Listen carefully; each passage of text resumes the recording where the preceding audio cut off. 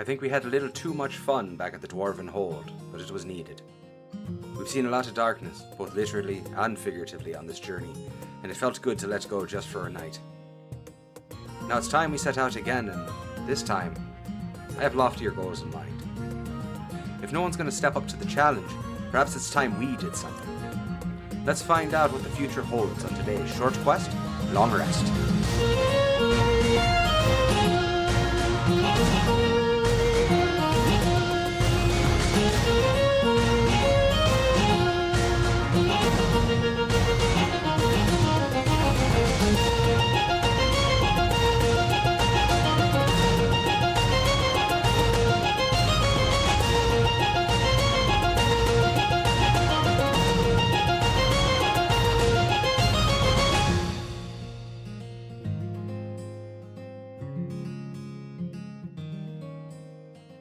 Welcome back, my players. I love you all. We are back. Don't lie to We're me. back. Oh, yeah. Having just finished a series of events in the Dwarven Valley, including clearing the hulls of black ice and failing to, but setting future goals to win yourself a cow, find yourselves packing up and heading out into the icy waste, the perpetual twilight that hangs over the dale. And as you travel southwest to the mouth of the Dwarven Valley, you honestly have pretty much the entirety of the compass as far as the direction that your feet want to take you. And as you guys are trudging along, what is the conversation on where your goals are next? Where are you most keen on heading? Well, Rian's been thinking about it a lot, and as far as what we've seen, what we've been through, what we still need to do, but the fact that, and we had this conversation at the, in the bar when we were all half lit, but... Fully lit. Or fully lit, yeah. Or a raging inferno. Yes. Either way. But as we had that conversation, we were sitting there talking about, what do we do with this? We see that weird shit's happening. Obviously, bad things are happening. And we've all kind of proven ourselves to be pretty adept at handling the fuckery, I guess, of the North. And that leaves us with the thought of, who's going to handle it? It's kind of a Ghostbusters thing. Who are you going to call? So I think, Rian's pretty interested in actually figuring out a little bit about what's going on up here and maybe trying to help do something about it, because, he has to make, the North isn't safe. It's the one place he thought he could go with Miri. And if it's not, it's either leave or try to make it safe. So I think the conversation kind of something along the lines of we've been doing this for a little bit now, but I kind of want to look into this. I want to see what could possibly be causing this, and the only lead I've seen that might lead to this to make me think that it had something to do with what's going on in the North is we heard about that great white beast, and I link it to the fact that upon that mountain we fought that giant snow or owlbear.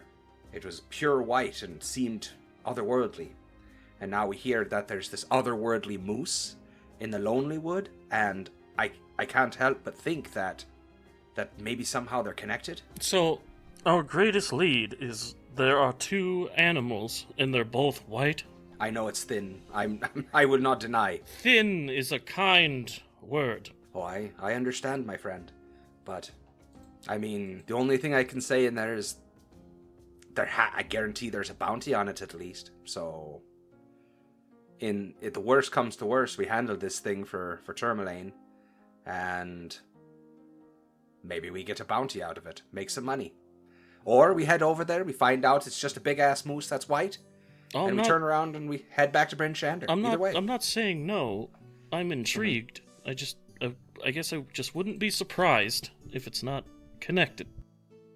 Aye, and again, I know how thin this lead is, but it's really all we got. I've been thinking over the things that we still have to get our last package to Vanifer up in the far northeast, but we've heard nothing as far as tales of that having to do with anything. And as far as I'm concerned, as little as they've paid us, that can sit on the back burner for a hot second. I'm not too worried about making our way across the wastes up to the Ragged Glacier, where everybody that we've even mentioned it kind of rolls their eyes at us like, seriously, that's where you're going? That is some back burner stuff as far as I'm concerned. I can't help but feel that everywhere we go, no one's talking about doing anything about this. Everybody's just kind of accepted the fact that it's just perpetual night up here now. And no one seems, even these names that we've come across, like Jarl Axel and Artis, like they're not on some epic quest to take care of it. Jarl Axel, it was just kind of like a side thing that he was interested in. Like, if they're not going to do anything about it, then who the hell is? He did seem quite concerned. I mean, I didn't get concerned out of it. I got mildly amused. That's what I took. Emotion I'm familiar with. It literally said to us that if we meet again and we survive, he may tell us what he knows. Like, that doesn't sound like someone that's very concerned. You think if you were very concerned, you'd throw it at us and be like, oh, by the way, this is everything I know. Maybe you can help us. But then again, I'm kind of new to this. Like, Well, either way, we can make a difference now. So, why not? That's the spirit. Felger just kind of rolls his eyes. Rian kind of grins at that a little bit. Yes, it's all very fuzzy and warm. It's very nice. I'm outnumbered. He just kind of withdraws himself. Well, so far, we still haven't heard from Dreamer or Davini. You're outnumbered with me and Kralik, but... Oh, yes.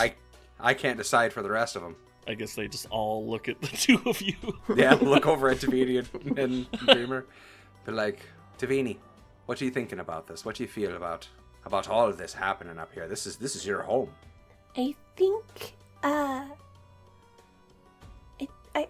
think that if we have a direction to try and help. Hey, well said. And you, Dreamer, I have no idea what goes on inside that head of yours, so if you could articulate it, it would be fantastic. I like to be able to see. That's very good. Felger just narrows his eyes. Like, no, it took Rian a second. Like, see what? Like, see what? He means he can't see in the dark.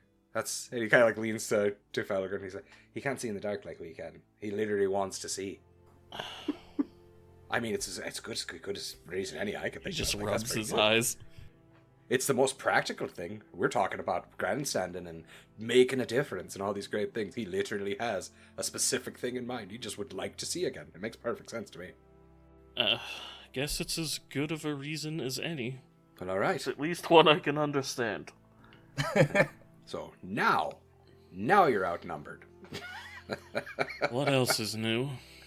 But, so the real question is, does anybody have a better idea besides just randomly looking for white creatures? Because it's all I got right now. And it's close. Tourmaline's just around the corner. It's you get there in also half day. near a forest, which I would like to see. Oh, that's right. You made mention of that before when we were coming up here. A while. It's been all snow and glaciers, and I hate it. And we kind of touched on a forest when we went and found that dead delivery man, where we took the the whole Plan B thing. Oh, yes. I mean, we only stayed there a couple seconds, but either way, don't worry about that. I got to enjoy a forest as Krellick ripped a frozen arm from its corpse. You see, that was not supposed to happen. No, I gathered that much. I mean, it's what happens. I'm not upset about it. Like, feel bad for the fella.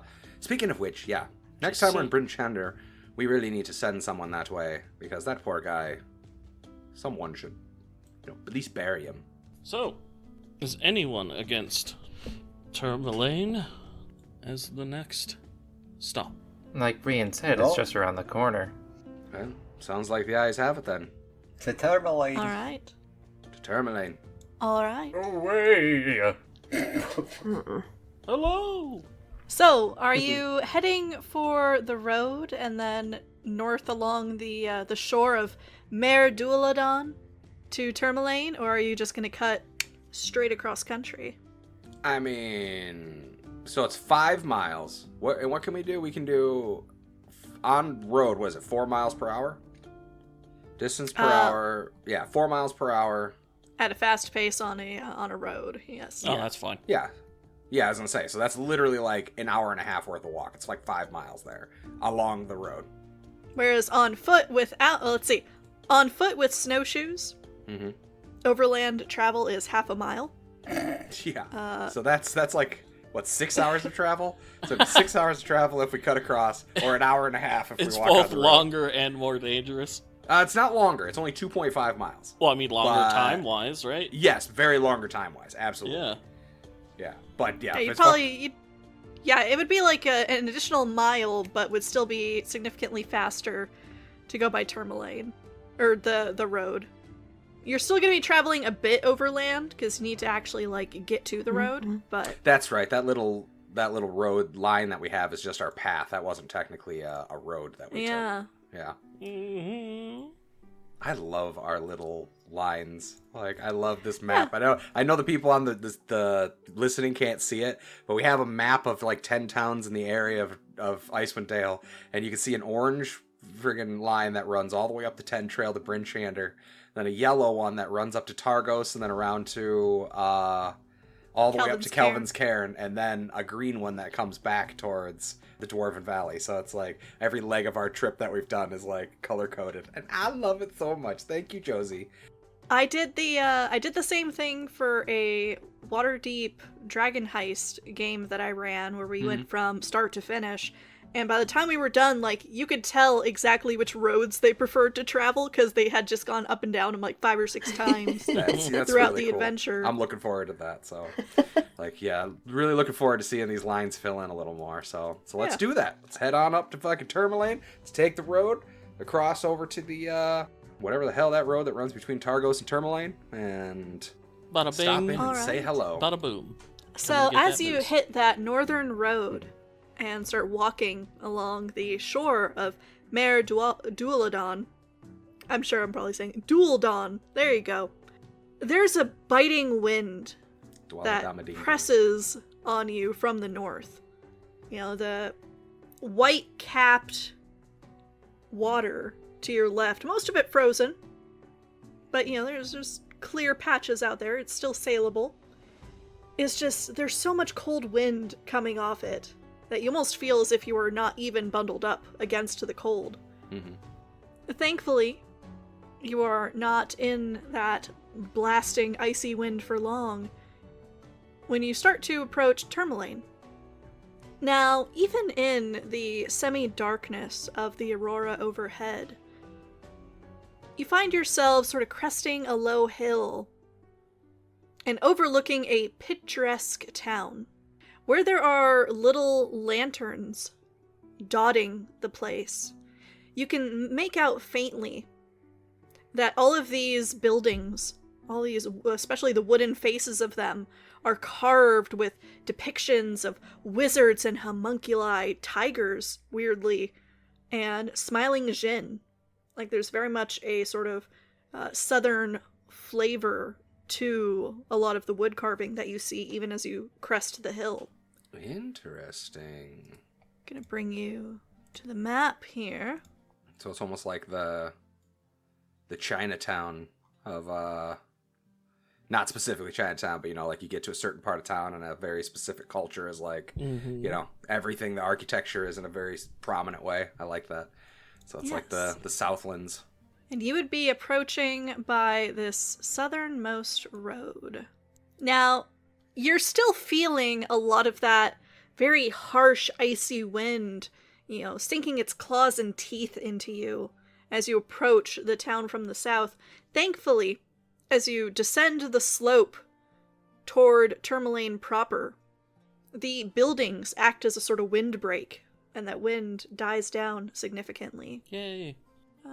Approaching it, you can hear distantly off to your left the splashing of water and the creak of ships at their moorings. And from the hilltop you had been able to see a line of docks, some of them frozen. The ship's moored there, stuck solid, especially on the shorter docks. The longer ones, people seem to have crowded their boats around, where the water is icy, but not yet solid. Probably never going to be solid because it is so deep. Approaching, you find it bustling. From the hilltop, you probably would gauge the population here to be in the several hundred, not quite approaching 1,000, but there's a decent-sized population here in Tourmaline. Most people seem to be going about their business hither and thither, and no one really pays attention to you as you enter through the streets. Are you stopping to look for anything in particular here, or are you going to keep moving on to Lonelywood?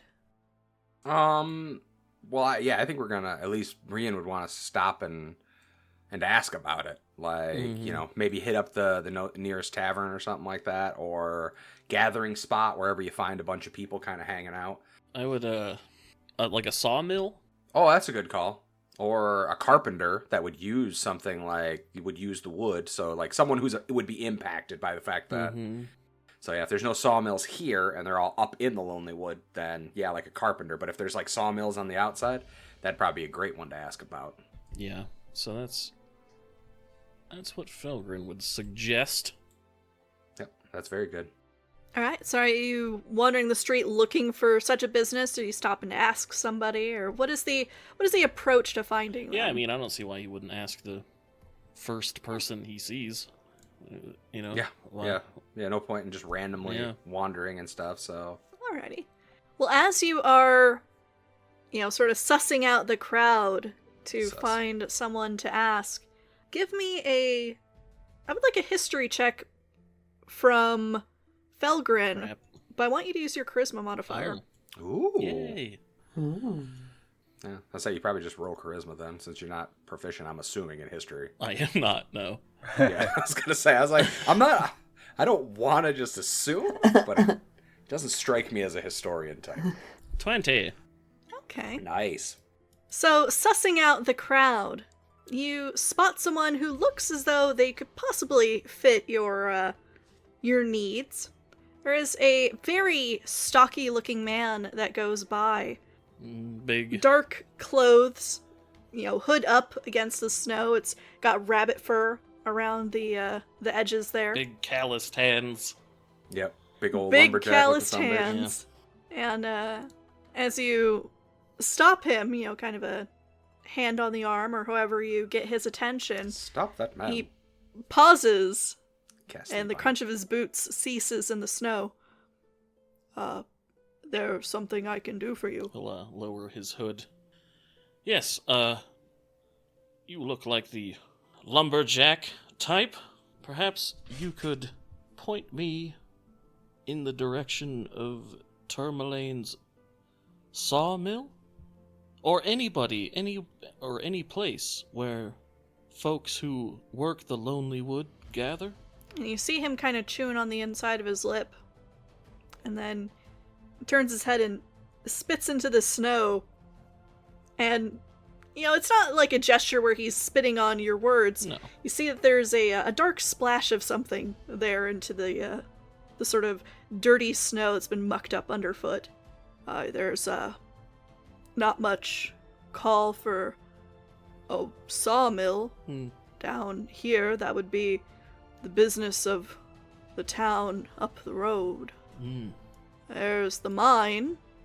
I do their supports there. And he has this very broad-shouldered build. And, the rough hands, and he's kind of motions a little bit northward and to the east. Actually, there's been less work about the last few days for the miners and for me. If you were looking for work, I'm sure that you would find some here. Work, in a sense. I'm after information. Or rumors coming from the Lonelywood. Anything you've heard? Anything odd? Well, there's the moose, but... Moose? That's just stories from the people up north. Not many of us go into the woods. Spend most of our time in the ground. The north, this is that town that you're saying has the sawmill and... Lonely Wood, yeah. So, Lonely Wood's not only just the Lonely Wood, but it's a town also? And he nods in this very, slow, deliberate way, yes. Oh. Like what? Well, I think we've bothered you enough, thank you. It's no bother. If you were looking for more information, I would suggest the east side, there to the northeast end of town. Or if you're more inclined to the waterfront, there's the Blue Clam to the west. Oh, these are inns. Inns, drinking establishments. He just kind of nods. Much appreciated. Yeah. And he holds out his hand and kind of offers it to you, and it is massive. Gudrum. Felgren. And he'll grab it, which I imagine is a mistake. He grabs it. He is surprisingly gentle. Oh, good.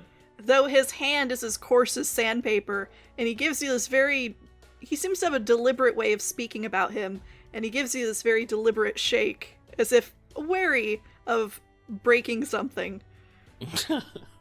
Was there anything else? And he kind of looks over the rest of the group. Not for me. Hey, no. No, I'm good. We heard what we needed. I'll leave you then. Mm-hmm. I have and he kind of gets this, a little bit of a sly look on his face, which is very, very weird on someone as big as he is. And you hear, from about half a block away, a feminine voice calling, and he kind of looks up sharply in that direction and raises a hand. Yeah, I have a wife? Goodbye, Felgren. Yes. And he, without answering, starts marching off in that direction, and if you kind of watch for a bit, you see this woman holding a lantern, brown, mousy hair down to her shoulders, also hooded with rabbit fur. And as Gudrum comes into the lantern light, she kind of wraps her arm around his waist, and the two of them start heading westward along the street. Oh, there's love in the north. Shut up. You big softy. There's no doubt about that. I am a bit of a So which one we going for, boys? Yeah, you want the clam or the east side? Okay, so... It's gotta be the clam. I know, but the only thing I was thinking of is... I'm not sure if you guys remember, but Dahlia, the barmaid in Bryn Shander... Yeah, the one that was gave me the sweet name. on you. Yes, but she gave me the name of her aunt. I swore the aunt lived... I can't remember if it was Targos or Tourmaline, but I thought it was Tourmaline. And she had an aunt that lived up here, Aunt Marta. So I thought maybe that would be a good connection. I don't remember that in the slightest. So... I wrote it down, so things I all remember. right. As it happened, I took note of it. That was the only reason I have it. There's no way I just pulled that off the top of my head. And I didn't write down where it was. I thought I remember her saying Tourmaline, but it could have been Targos too. I'm yeah, not so sure, just a woman named Marta in the city, maybe. It is on the east but side. I thought she owned Oh. It is on the east side? In Tourmaline, yes. Hey. Lando's So, the note keeper here. Yeah, he's much better. No. So mine are awful. I have a page. And Elise, I think, does it a little. I don't. So hi, I'm the piece of shit, the resident piece of shit. Oh, me too. Okay, so east side is where we'll find that particular contact. Yeah, but that doesn't mean we have to go there, because there's really no extra connection to that other Well, than... I don't see why we can't go to both. I mean... That's true. But... Yeah. I mean, I guess we could head the east side and then hook back to the Blue Clam, since we got to go north out there towards the Lonely Wood anyways. If I'm not mistaken, the clam's closer, isn't it? To the Lonely Wood, that's what I'm saying. So if we went to the east side first, then the Clam, we're already closer to the Lonely Wood to just shoot straight up. Is the clam closer to the Lonely Wood? Yeah, Lonely Wood's up. The clam is closer to the Lonely Wood. Yeah. The town is about half a mile or so across. It shows that the northwest, because up at the top, in the top left corner of the map, it says to the Lonely Wood. So I see this now. Yep. The town hall, in case Felgren wants to become mayor. We could cruise by there too. So we could hook up through the to the east side, then shoot across because we essentially have to go past there to the town hall, and then up to the clam. Hit all 3 places. All right, let's do some bar hopping. Sounds good to me. To the east side. It's like fucking St. Paddy's Day in Boston. To the east side. All right. So as you approach the east side, from the outside, it looks like several separate houses. But as you approach and get a little closer and finally, see the sign entrance and head in, it turns out that each of them are single structure with rooms sort of connected, and you could see the entrances of underground passages leading out from the main room, where all these smaller homes are connected together. As you enter, you find yourself coming into a room where there's probably about 24 people, all of them sitting around, drinking very quietly, kind of enjoying one another's company. It's a very more sedate atmosphere than you had experienced in the Dwarven Valley. There's also a bit of tension in the air. A lot of these people have the sort of rough look and hardened hands of people that do a lot of hard labor. As you enter, a couple people look up and kind of see your group, and there's a little bit of suspicion, as there always is here in the Dale. Yep, especially walking in with a dragon. Yeah, dragon, warforged, tiefling. Yep, dragon, warforged, tiefling. Yeah. Which is funny to say because dwarf. as everyone else is shuffling in and Miri arrives at the door last, you actually hear her kind of grunt and groan. Rian? What's wrong, sweetie? She kind of twists around to look at her hindquarters, which are stuck outside the door. She's too big to fit through doors now? Oh, shit. I think he kind of walks up and just kind of cocks his head, puts his hands on his hips. He's like, well, this is interesting now, isn't it? This is a whole new world, eh? Like, we've gone from... It's embarrassing is what it is. No, it's fine. You're a grown girl. Been feeding her a little too much, have we? Oh, stop it. He Don't just give my girl a smiles. complex. That big head of hers swings towards you, Felgrin, and she sticks her tongue out at you. He just smiles wider. Like, well, we got a couple options here. I can come around and try to force you in a little bit and get you through the door. No, just turn Or her you can- turn her sideways like a couch. And then he just laughs. I think I'm gonna just stay outside. And she starts backpedaling under the eyes of several people that are now all starting to look. Oh, well, now I feel bad. Yeah, see? That's what you get. Okay, sweetie. We won't be long. I'll come back as quick as possible. And say, just, stay just outside the door there. And, yell if anybody gives you any trouble. I'll I'll wait wait with her. Aw, you guys are good guys. Yeah, Tavini is doing the same. Thank you. She's going with Krellick and Lando and staying Well, with... again, then there were Miri. 2. Well, that made me look like a bad dad, huh? So Miri sort of coils up in the, patches of snow. She finds probably the cleanest place that there is on these well-trod paths through the town. And settles in to wait. Just kind of curls up, rests her head on her forepaws. He'll just kind of slap you on the shoulder. He's like, teamwork makes the dream work. I feel bad about that, though. Well, It's, they can't talk so damn big. to save their life. I know, Except but- maybe Tavini. Because she's very nice and people like her most of the time. But the other 2... No, gods, no. Dreamer pokes his head in the door. He wants to be like, come on, and then but it's like, yeah, that's true. Okay, let's get this done. Dreamer always has like a sixth sense. Like, you talking about me? Yeah. Poking his head in the door and just like squints Yeah. at you. Does the points at his eyes and points at you type thing. Watching you. Doesn't even know what that means, yet he does it all the time. You don't have to wait out here with me. I'm, the cold doesn't bother me. kind of reassuring those that are outside with her. Kralik just shrugs, pulls out his pipe. That's alright. Been to enough taverns. It's not about the cold anyway. Oh, you guys, we're like a little family. A little family. Oh, my daughter. Oh, jeez. You hear she gives this very happy rumble deep in her chest and kind of, snuggles in closer to the snow. Like a kitty purr, but for a dragon? Like a... And you're missing Tavini it. just I know. pats Miri on the head. Just, quiet. Yeah. Oh, right behind, the horn, the base there, gets a little dry and itchy. Oh, Yeah. okay. And then she's Yeah, there you scratch, go. scratch, scratch. You're giving scritches now. Do I believe that? roll insight. Nice. Success. Yeah. 22.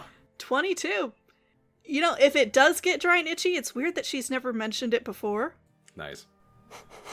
That's what I My thought. little manipulator daughter. That's not something to be proud Who do you of. think she learns it from? Yeah, I was gonna say, fucking...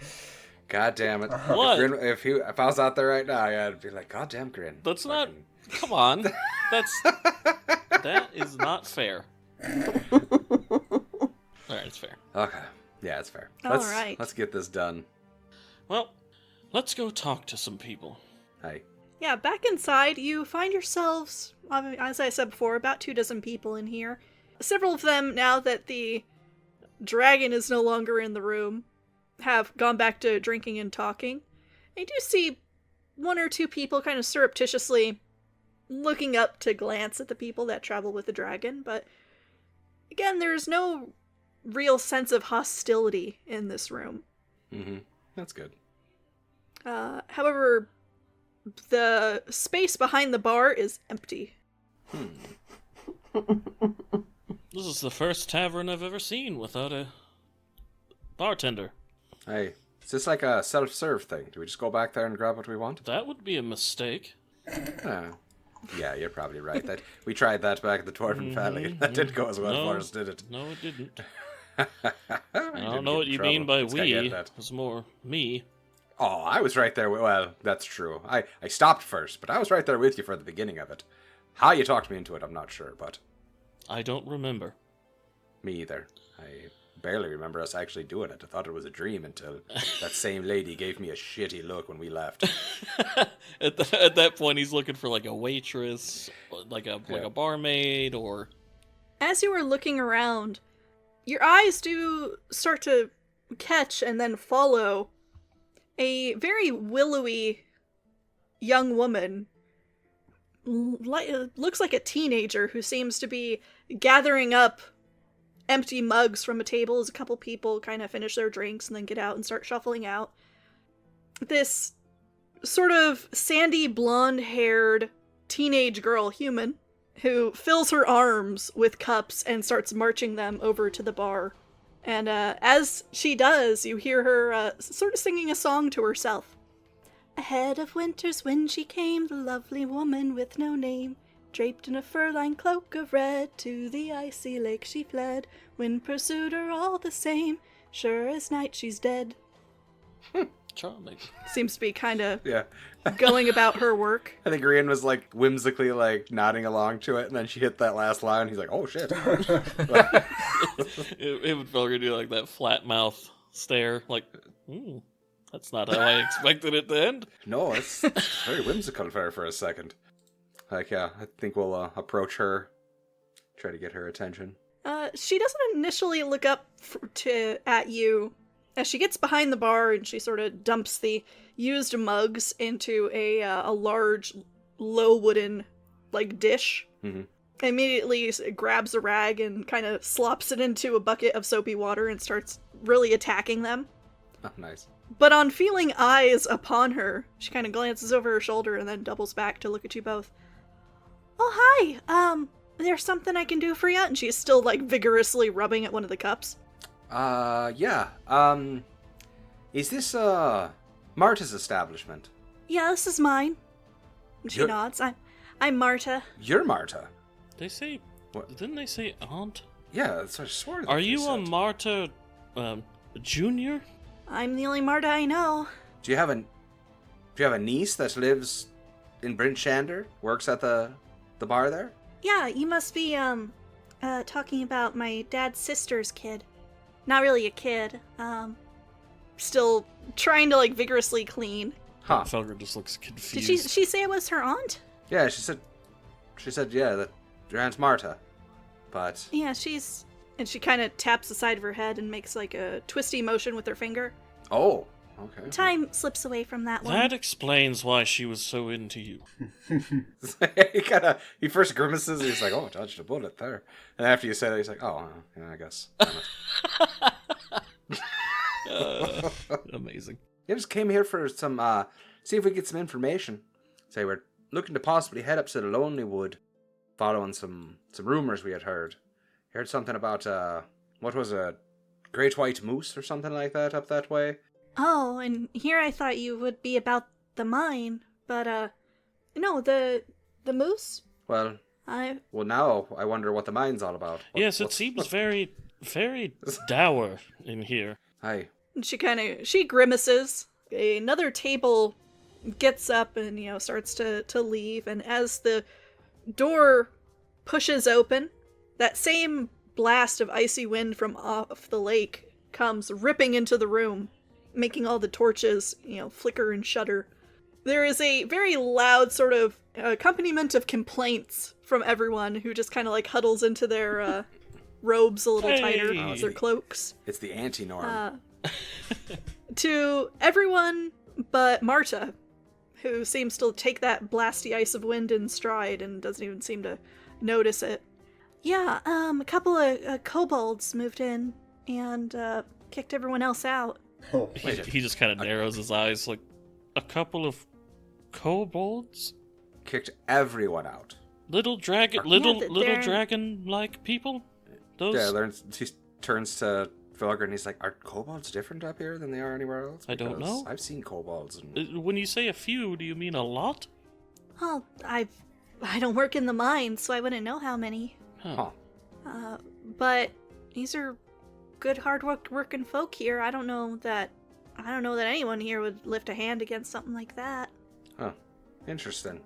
So they just moved in, kicked everybody out, and that's why no one's got jobs right now? No one's getting to work? Yeah. Interesting. I don't know all the details. You'd probably want to speak to Aris. He's the town speaker. He usually stays at the Clam.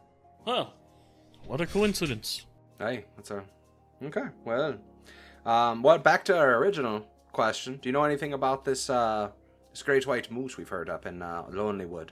You heard any tale, any rumors as far as that goes? Like, Yeah, Walk with me. And she's finished the couple of dishes that she had originally picked up and sort of dumped into this tub. Mm-hmm. And they're now turned on their heads, drying on the counter. As she goes to take care of the table that has previously emptied and kind of is waving you to follow. Very obviously, very busy young woman. Yeah, so you're asking about the moose? hey, yeah, the we heard just tale of it, the moose of the Lonely Wood, up in Lonely Wood there. We were thinking about, stopping by, see if maybe we could help. Is there like you don't suppose there's a bounty for it or anything like that, is there? I can, I can at least tell you that. There's been a couple of hunters that came through that were looking to make some money up that way for it. Gotcha. I don't know what happened to them. Well, obviously the tale still be spreading, so they haven't, I'd assume they haven't hunted it, otherwise we'd have heard word of the great white moose of the Lonely Wood being slain. I can only imagine what something like that would look like on the wall. She kind of pauses for a moment and picking up drinks and puts a couple of them down, holds up her fingers as if framing something on the wall. Nice. Well? Yeah, right there. Oh yeah? Well, what would it be worth to you to have something like that framed up on the wall? She starts to answer and then kind of stops herself and narrows her eyes shrewdly. He kind of just smiles. How much would you want for it? Let's start with a lot. Aye, if Hunter's gone up there and ain't come back yet, and obviously haven't completed the job, can't be an easy hunt, so... And say, what would I want for it? I don't know. What do you think, Grin? A few thousand? That's so much money. I mean, it is just a moose, and, the butcher would probably take it for 10 gold. Yes. Yeah. Legendary beast, 10 gold. Yeah, seems legit. Well, again, I don't know. Fortunately, I don't know your guys' economy very well up here. I don't know how much business a giant moose head would bring in for you, so obviously I set my price a little high there for you to see how you reacted, but can't blame a guy for trying. How about we talk price after we've killed the beast? That works. So, No point in negotiating over what you don't have. that's true. But in anyways, this is all circumstantial anyways. Who knows if we even end up going that way and doing that. We were just trying to get some information. Tell you what, we'll come here first. Hey, we can do that. Thank you for that. You sure you're not interested in the kobolds and taking care of that problem? Well, I'm sure there's gold in it. Felgren looks disinterested. I'm not against that. What, who would we talk to about that? You said, what was it, Aris, you said. That's right, his name was Aris. Over at the Clam. Okay. Well, yeah, we'll go talk to him about that, see what's up. We gotta head that way anyways. We're still looking for some information about that, the moose, so... Yeah, of course. But interesting. Okay, so... can Rian just do a quick look around? Like, I know everybody said they were a little, like, gloom and glower type thing, but does anybody know, like, he just wants to, like, if there's anything weird about this place, because it just, everything, I don't know, this might be meta, but I just can't help but feel this is weird. Like, this whole thing is weird. Like, that we met this girl, said it was her aunt. We show up, she's like, no, it's not an aunt. She's like fucking 15. She's running a bar. Like, all of this seems a little odd. There's kobolds, like 2 kobolds, and no one can handle it. Like, You know, why don't the pair of you make me some persuasion checks? oh, persuasion. So you kind of checks. ask around a little. Yeah. Okay. Persuasion checks. Nice. 15 Okay. and 16. So, splitting up to different tables at the bars, you're kind of like, make your goodbye to Marta and start asking some questions. It doesn't take you long, either of you, to learn that Marta's father, Clyde, retired fisherman, is bedridden and stays in one of the, smaller houses that's sort of attached by low tunnels here to the central inn. And that Marta is taking care of the place on her own. Still weird. Okay. And for Felgren, the table that you're standing over as people are kind of talking about, like, oh, well, Herda, he's been bedridden a couple months now, but she's got good money in this place from her grandparents, and she can always sell off that ring of hers. Ring? You didn't see it. Can't say I did. I suppose you wouldn't notice it. It's just a ring. There was a tale here. About 50 years ago, this woman in a red fur-lined cloak stopped at this very inn on their way up to the Lonely Wood. I hear that because this woman was alone and frightened, her grandparents tried to, console her, get her to tell her what was going on. The woman gave them this ring for thanks. But almost soon as she'd parted with it, this howling wind came bursting through and tossed the woman about like a rag doll. Her grandparents, Marta's, intervened long enough for this woman to escape, but that evil wind battered the pair of them and left them unconscious before following her out. No one's seen hide nor hair of her. But the story's true. Else where's that ring from? And they kind of raise their drinks and take a sip. I'm so glad that we just fucking checked on that. Well, as soon as he hears that, he'll thank them and share the tale with Rian. That is quite interesting. Matches the song. Well, I wasn't. Honestly, I don't remember the song. Just that she died at the end. Well, we can get a refresher. Yeah. Oh, did Josie post the song or something? I didn't even see it. Okay, there we go. But I don't know what to make of it. I mean, it could just be people telling tales, It could be, yes, but Well, is this father actually bedridden? Has anyone seen him besides her? I know, but what are we getting into here? Like, we're starting to make, accusations? Someone we've only just met, and going off what's a tale of some people in a town just because a song matched I tend what some people said? to think the worst of people. That's true. And I'll tell you what, this whole thing just seems... weird? Strange, no? I mean, I know you made your joke about Dahlia being crazy, but, you know, she might have been a little naive as a young woman, but she didn't strike me as just batshit crazy to mistake someone's age or something like that. It just, all of this just kind of doesn't add up. It just seems strange to me, but again, I don't... If only we'd had insightful people. Speaking of, look, we're gonna put the two of you on ice for a moment. Cool. Yeah, that's and head outside, where the trio who are there with Miri, and there's a couple of torches set out front that give off at least some ambient heat, as well as just leaning up against Miri's side. You know, she's not as hot as a furnace, but certainly exudes some herself. What about Dreamer and Tavini? Tavini's got her journal out and the sending stone, and she's like turning it over and making notes and turning it over and making notes and just trying to figure out how it works. Alrighty. Roll me a Arcana check. Ooh, 17. So it occurs to you that with this lone stone, nothing has really happened to it until, you know, just the other day or so, and you received a message through it, this sort of raspy voice. And it sticks in your mind, how was that accomplished? You know, is this the conduit for some spell? Perhaps, you know, you'd be vaguely aware of spells like Message that can kind of deliver contact over a brief distance. And there is a wonder if maybe this stone doesn't have a twin somewhere out there that would be a similar conduit from messages sent from yourself there.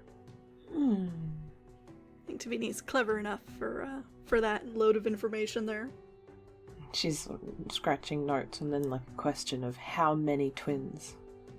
How many can it link to? Things for her to think about in the future. Theorizing. And Dreamer, how about you? Dreamer is probably just has produced flame in his hands to give himself some warmth as well, and is listening intently to make sure that a fight doesn't break out inside the bar. No faith. That's why I win. No faith. Are you standing by the door with your hands just cupped around this flame? Are you sitting there? Probably sitting. Okay. So he looks... So Krellik, you have like a the beggar. warmth of a torch up on the wall on your face, and weirdly, a bit of ambient heat to your left at about knee height. Because Dreamer has sort of sat there cross-legged in the snow with his hands cupped around a little flame. Like he's a statuesque brazier. So, it is actually weirdly comfortable, even when this icy wind comes whipping off the lake from west to east.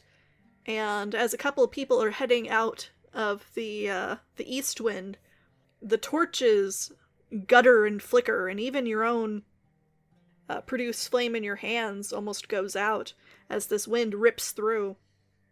You know, these intermittent gusts off the lake. Now, what is everyone doing at this time? Are you continuing to investigate whatever weirdness is there at the Eastwind, Rian, or Felgrin, or what is the plan here? Personally, I think Rian is like looking at it like we don't have enough information to go off anything right now. Like, so I think he would come back out to the group and just explain what they found and what they heard, and about the, you know, about the mine, about the weirdness of that place, and kind of our theories as far as, like, or not theories. They're absolutely not theories yet. They're fucking, well, I guess they're theories. Felgren would hang behind. If you're going outside, he'll hang behind. Oh, okay. He wants to ask her another question. Okay, sweet. Alrighty. But yeah, I think Rian's definitely going outside to let them know just what's up as far as that goes. And as he's kind of walking out, he sees Grin stand behind. He'll just kind of give him like one of those, like, okay. I'll be like, with you in a moment. Yeah, he just a nod, like, okay, handle your business. Alright. And as Rian departs to update the others, what are you doing, Felgren? He's gonna approach her. And right now, Marta has finished clearing a second table and finished a second load of dishes, and is now taking up a broom trying to sweep back a lot of the snow that had sort of blown in with that powerful wind back out the front door. So every word that she says is punctuated by the swish of her broom. Yeah, is there something I can do for you? So, say we get our hands on this moose, and we arrive here, and you're not here, where can we find you? Nice. I mean, I'll be here. At all times, you don't sleep? Well, yeah, I gotta sleep. I usually do it in the afternoon before we open for the evening. Okay, well, I have a feeling that a lot of people in these parts will want a piece of this moose, so I'm going to need to be able to find you. Yeah, I am not leaving my place of business. And she gives you a very questioning look. I'm not certain what you mean. Does this place never close? No, it closes. Okay, well, where do you go when it closes? I stay here. My da and I live here. Oh, okay. Well, that's all I wanted to know. Oh, okay. Yeah. Sorry, No, I it's fine. misunderstood. I might have been unclear. My apologies. I'll offer a No, none taken. charming smile. Well, good luck, and, maybe consider hiring some help. You seem like you've got a lot on your plate. It's not so bad when everyone's working. Well, we'll see what we can do about that. Thanks. Take care. Then he'll, Yeah, you too. Stay safe on your road up there. he'll squeeze his way out of the door as to let as little snow in as possible. Alrighty. And join them outside. He comes out to us already, Rian explaining it, being like, yeah, it's something about that place just seems off. It's the woman there is just, but like, I think he'll, like, nod to the rest of them and be like, you remember Dahlia back in Bryn Shander? She was our waitress. She talked about her Aunt Marta. Like, we go in there, and it's like a young girl. She looked like she's like 15. And just said that Dahlia was crazy. And that she is Marta, but not her aunt. Like, and as Felgren comes out, yeah, he's like, oh, what? Did you find out anything more?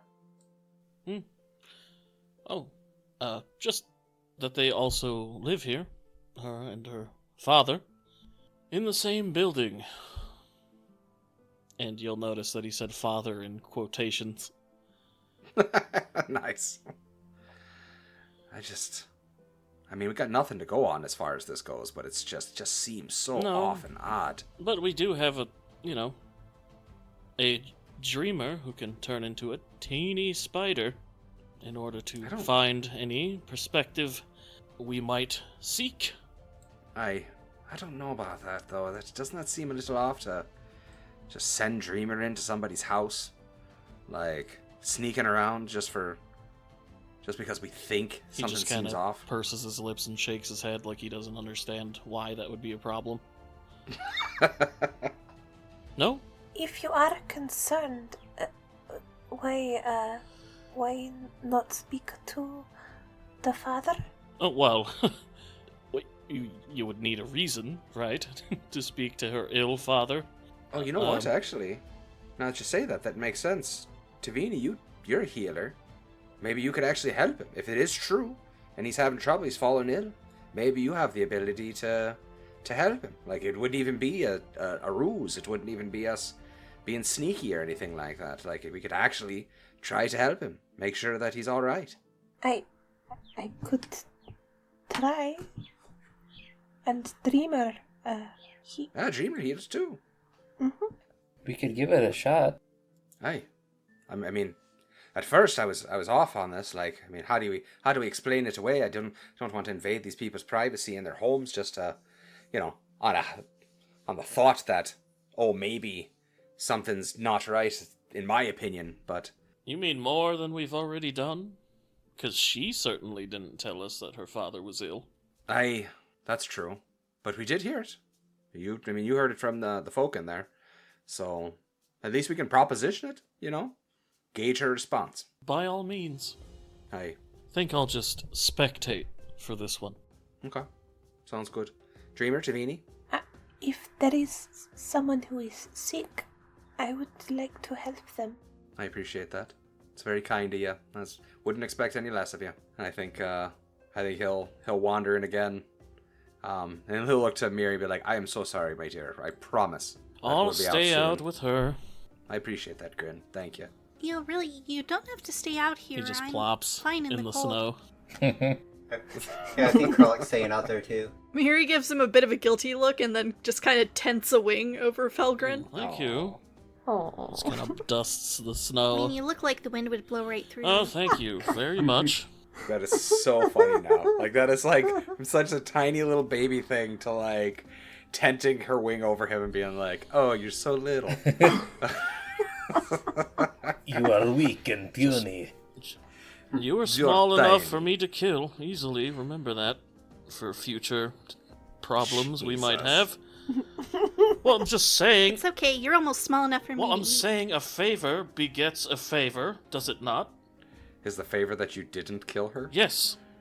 That's not much of a favor. That's just something That's the normal people ultimate do. favor, Dreamer. Not killing Let's- someone is the best thing you can do. Let's not go down this path. Could also be the worst thing you could do. Can't argue with that. Breen just rolls his eyes hard. He just kind of It's waves like- you off. Go on.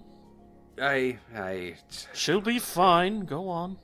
Oh, I know she'll be fine. But he walks into the place just shaking his head. Alrighty. And now the room has lost about half a dozen people or so from, the two groups that have left. And conversation has grown a little quieter as a result.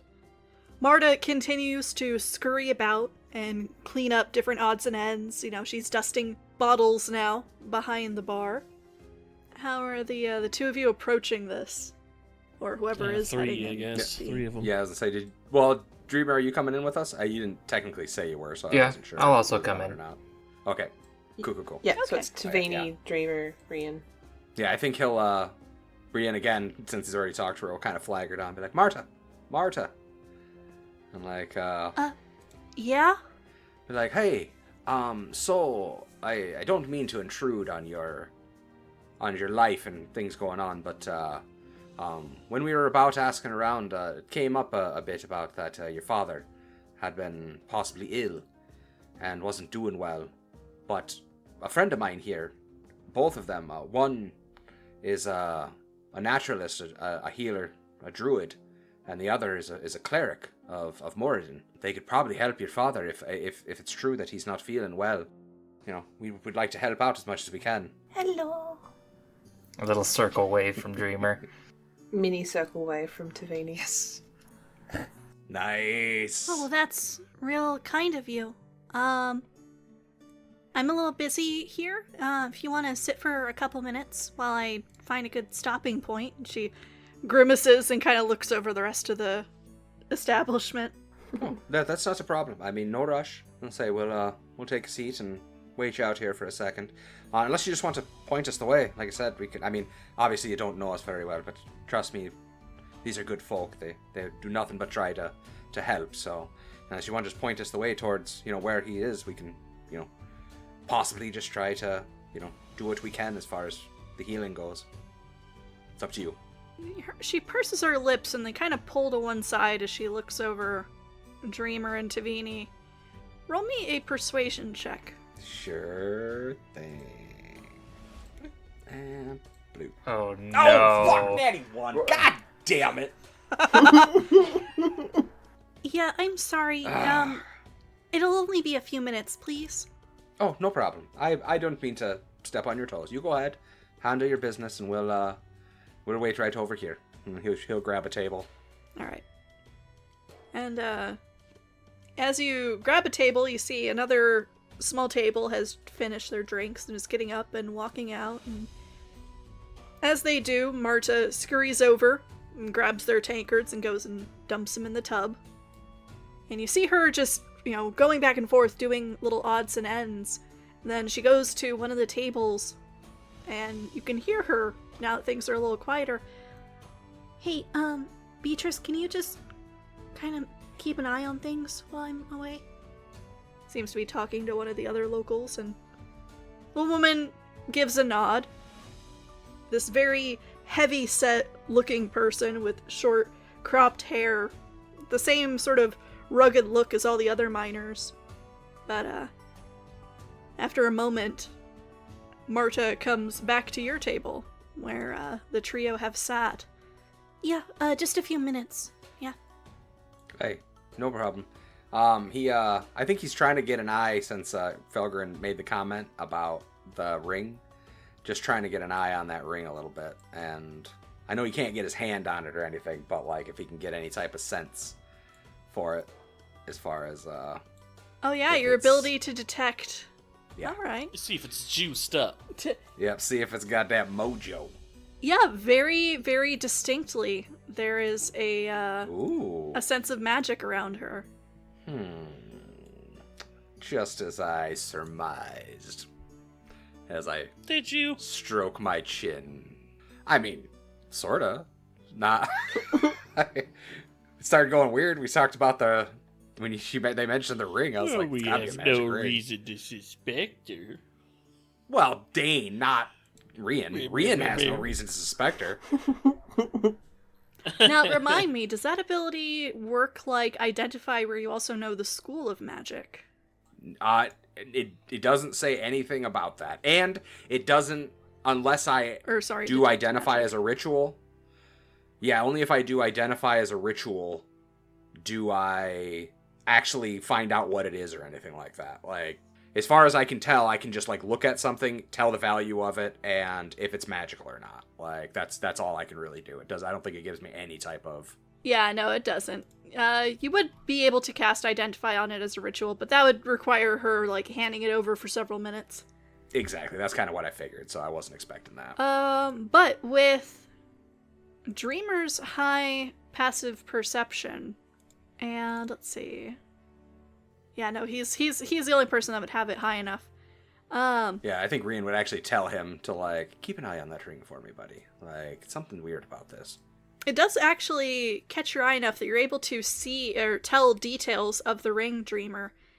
It appears to be weirdly made of wood, with almost a double band situation going on, and the symbol on the head of it at first looks like perhaps a folded rose, but as she starts leading you to where her father's room is, and she goes to reach for the door, you actually see that it is a pair of curled up foxes, two little white snow foxes, cuddling together, essentially. So cute. Mm-hmm. I actually have a picture of this. I will post it in our Discord. Oh, I gotta see it. And if it's really good, we're gonna have to kill her and get it for Grin. Yeah, you can even see there's a little bit of tufted furriness around the edges of the wooden parts of the ring. Well, she was sweet, but she's gotta go. It's a damn shame. I completely agree. That is too Yep, goddamn damn shame. adorable. Cock Oh, shotgun. it's even got fur on the inside of it? Yeah. Oh, that's interesting. Oh, I shame. like it. Yep, it is a shame she has to die now. I liked her too. But I don't know how I'm gonna tell Dahlia. She pulls open the door to her father's bedroom. After leading you down sort of low tunnel and back up a short flight of steps. Because it seems like this inn is built as sort of a central hub, and then there's a bunch of smaller structures attached that are all attached by low tunnels. So that no one has to step outside when they stay here. She kind of pokes her head in. Da? She waits a moment. Da? And you hear this grumble from the darkness. And she looks back down the tunnel at the three of you who followed. 1 second. You have no power here. She heads inside and sort of briefly closes the door behind her. You can faintly hear conversation from, her sort of higher voice and this low, tired rumble. I'm gonna step a little closer so I can maybe hear something. I was gonna say, I almost want to fucking cast Expeditious Retreat and just be like, zip up there real fast and listen to the door and then zip back real quick. I mean, you're only a few feet from it, so... Oh, okay, never mind. I thought we were a ways you'd down. be down on the steps some. Oh, okay, never mind then. Yeah, we can take a door, step forward. Yeah, Okay, just both of fucking you... trip into it. Both of you make me a perception check. That would be amazing. I love it. Ooh, I was waiting for that natty one. Yeah, I was waiting for the natty one, too. I was like... There's still one more on, person dreamer. who could do a natty one. 21. Oh, that's good. The pair of you, as you're sort of leaning in to listen at the door, you can hear... one on top of the other. Just about. Yeah, I'm leaned down and Dreamer's up higher, we're both got our ears to the door. You can faintly make out Marta's voice going, Dad, there's some people here to see you. and you hear this deeper rumble. Oh, well, send them in. If you would. Yeah. You sure you're okay with that? I'm fine. And you hear him call a little louder, come on in! Oh, okay. Well, this doesn't seem as dark or weird. It's kind of feeling like a jerk now. Okay, yeah. I guess, Rian will kind of ease the door open. Just saying, Dad's probably a slad. Jesus, that's a jump. We you calling that now? Slad Dad. Slad Dad. Is this the call from the way downtown calling your shot? Yep. Slad Dad. Oh, I like it. So as the door creaks ominously open, you find yourself peeking into a 10 by 10 sort of cabin-like room, with a frosted glass window that faces north. There are sort of these metal black lines through the glass forming diamond pattern. A hearth burns low off to your left there. You can see just faint smoke trails, and there's a little bit of a glow from the embers. And at a bedside table beside this very large plush bed stands a lone candle that is flickering and throwing off a decent amount of light. Marta is standing over this wide bed while a man is sort of pushing himself up onto the pillows and sort of propping up his pillows behind him so he can sit upright. And he's looking at you, and you see where Marta has a sort of honey blonde, very light colored hair. He has darker hair and sort of a handlebar mustache going on, a big honking nose that looks like it's been broken at least once. A couple of curved scars on his cheeks and on his forearms and his hands. And you watch as he kind of thumbs his nose and makes this deep sniffing sound before addressing you. Yes, you were speaking to my daughter. You wanted to see me. I have some friends here. We heard you were a little under the weather. You had been bedridden for a while, and I have some friends here that are healers. Might be able to help you out. Just wanted to do what we could. Seems to be kind of our thing around this ways now. Hello. And he kind of raises an eyebrow at you, and then when Tavini says hello, he looks at her and, oh, hello, little one. I take it you're the healer. And Dreamer. And she looks up at Dreamer. Hello. Well, look at that. Very interesting. I've never seen something like that before, and he's pointing, sort of indicating Dreamer. He's what's called a Warforged. But don't let the name fool you. He's actually a gentle giant. I wouldn't know anything of war myself. I don't know how much you're gonna be able to help. And he reaches down towards the edge of the blankets and kind of pulls him to one side. You can see one of his legs is fine. The other is missing below the knee. Oh. What happened there to you, bud? I, fish, or used to, out on the waters there, while my, parents ran this place. I had to stop and, take over when they passed. But It's a shame. couple of months ago, one of my friends asked me to, assist him on the water, and I couldn't well say no, but I had, underestimated the slipperiness of the deck. I went in and most of me got out of the water. Some of the things in that water have teeth. Man, what's in that water that took off your entire leg? Knuckleheads aren't that big, are they? No, I don't think. I've never seen a knucklehead that big. I didn't see what bit me. Oh. Oh, the wound's not raw. It's closed, but sore. And it's, kind of an embarrassment, so I stay here until we're, till I get stir crazy. So, you're not actually sick. Your pride is wounded. Did someone say I was sick? Well, I guess I made a little inference on that. They said, people outside said you were bedridden, so... Oh, yeah, I've been riding the... And he stops himself and kind of looks at his teenage daughter. That would have come out wrong. No, I've been here in bed for, a bit recovering. Tavini's approaching the bed, completely fascinated and looking at his leg. Yeah, I think Rian still has just this eerie, odd feeling, so is there any perception checks or anything I can do just to, or maybe a, insight to see if this guy's on the up and up? Yeah, you could certainly roll me an insight check. Okay. 11. 11? Seems earnest and honest. Okay.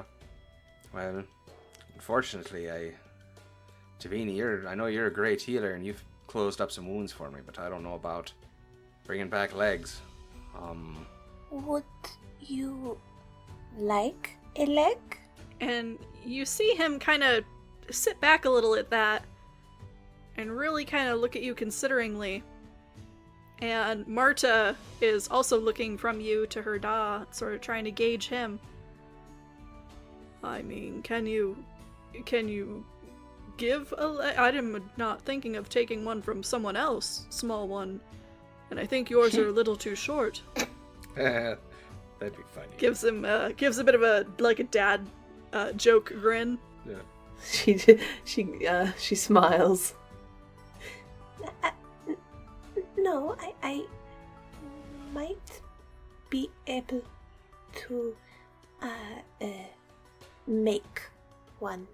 Oh, you mean with your crafting and whatnot? Uh-huh. It's not a bad idea. She's made some pretty amazing things. And I was like, I wish my friend Krellick was here. I could show off the armor that she made for him, but Is that so? Yes. How much would such a service cost? Only the materials. I need metal. Metal's not in hard supply with the mine, though there's more gemstone in it than ore. I suppose there's likely scrap about. Marta, and she kind of, stands up a little straighter. Yeah, Da? Go see if you can help her with what she would need for something like that.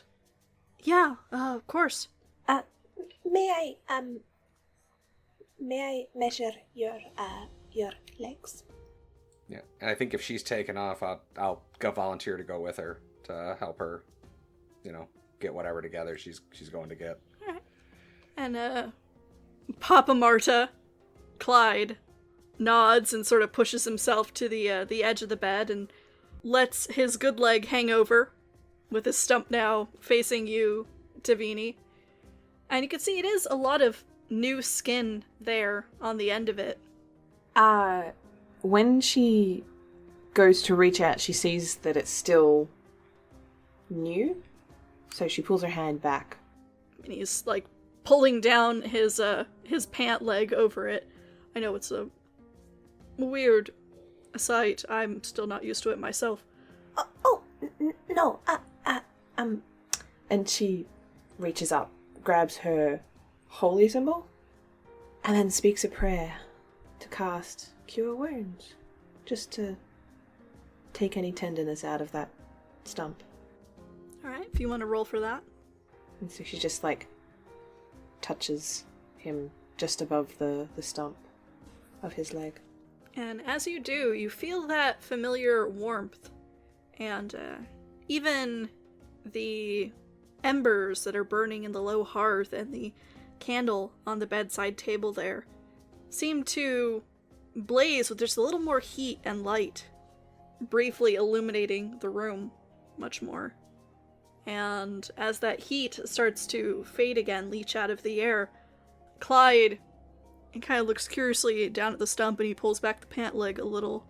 And it's no longer so raw and pink. It looks like good, healthy flesh there. Oh, it's not growing it back, but thank you, lass. Yes. I wasn't expecting. It's another. I'm terrible at jokes. And then she will get out her journal and start writing down measurements, using her hands as, like, the hand span. Alrighty. And, Dreamer, is there anything that you're doing at this time in the room? You said your parents passed. What happened to them? Age and darkness. Darkness? Yeah, the dark here. How long ago did they pass? A year or so ago. Say we are just looking for holes in this story and not getting any of them. I am sorry to hear that. Oh, yeah, they, it's raw, but, Marta, I was more concerned for her, and she was concerned for me, and, with the way things are, you kind of expect it of people now. He started nodding, looking very grim. And you raise her alone? Yeah. She's a good hard worker, yeah. And, we had the grandparents help. Her grandparents, my parents. What of her mother? Well, she and I didn't quite get along, so, she's moved to the other side of the dale. I don't know why I'm telling you all this. It's been a very lonely couple of weeks. I have visitors, but he kind of, like, smiles very uncomfortably. Sometimes it's just nice to talk. Dreamer, Yes? may I see your leg? He'll look down at his legs. It's like, put your right foot in. And she's going to very carefully sketch in her journal a leg like Dreamer's, but then put the measurements of the father's leg around it. Alrighty. While you're doing that, Rian and Marta, sort of come back out of the low tunnel to the slightly isolated cabin, back out into the common room of the Eastwind, where things have continued to grow quieter. There's now only 2 tables remaining, including the one where Beatrice sits, sort of slowly sipping on an ale that she appears to have refilled herself. Marta kind of stops at her table and raps on the tabletop. Hey, Beatrice, you, think you can, take me to the mine? Beatrice stops midway through drinking, and then her eyes kind of flicker to you, Rian. I don't know that I can do that, lass. Not with the, kobolds in there. Then, do you have any, spare scrap from the, maybe broken tools? Yeah, I can ask around. What for? Oh, there's, this man, and she kind of motions to Rian, and his friends, they seem to think they can help Da get a leg to walk around on for a bit. Or, just, he's gonna get a leg. Oh. Rian, what are you doing? I think you'd have to question that damn kobold thing. Yeah, so you guys talk about the kobolds being a problem up at the mine. How many kobolds moved in that would cause everyone to shut down? Marta gives a shrug, but this miner, Beatrice, she continues to sip her ale and talk. It's, the kobolds up here are a little hardier than I imagine they are elsewhere. A pack of them come at you with spears ready, and all you got is a pick. You don't stand to fight. You go. Not sure how many, but they came in from the surface and just kind of forced a lot of us down in the mines out, and have taken to barricading the place. Interesting. I feel a little sorry for them, because we had a miner go missing down there a few days before they showed up, so if something came up from the Underdark, I'm sure it's taking care of the problem for us. Oh, that mine feeds down into the Underdark. Yeah, you get in there and there's this huge vertical shaft. No one's been down to the bottom. We had to build scaffolding all around it to fish for geodes. Yeah. When I first started mining, there was an older man pitched over the side there, and we couldn't go down to recover anything. Well, this is interesting. The mysteries of this town just keep getting bigger, eh?